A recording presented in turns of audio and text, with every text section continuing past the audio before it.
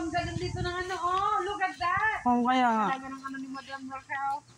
Yung cucumber. Sige, hawakan mo. Oh my God. Eh, ang laki. Parang malusog-lusog. Laki ng apam ko to ah. Ang laki. Satisfied kayo dito.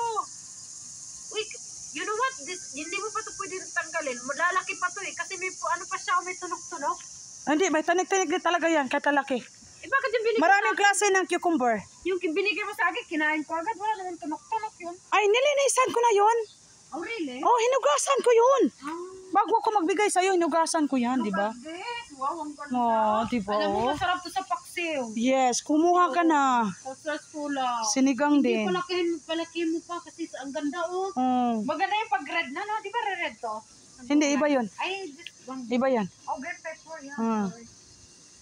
Oh, di ba? Oh, sige ka. Ulitin mo. Diba? What? Bayan, naloko na. Nabuhay na ang buwangan namin, guys. Ano to? Lettuce. Talaga. Bakit paano siya? Iba yung... Na-harvest ko na. Hindi ko na siya na-harvestan eh. Pero wow, ang okra. ang okra ko. Asian size. Bakit? Ano ang kaibahan ng Apam size at Filipino size? Ang Asian, woo!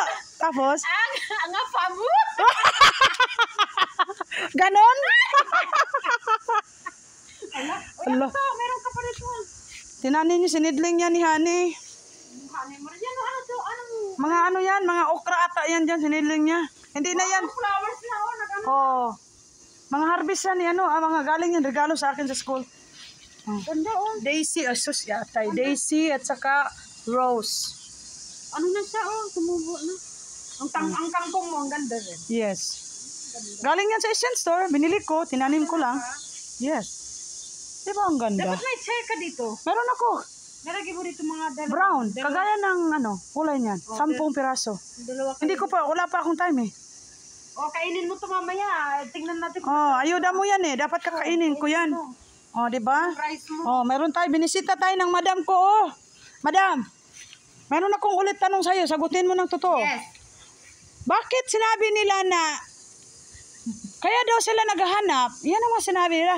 Kasi daw, keso maliit, keso hindi masarap.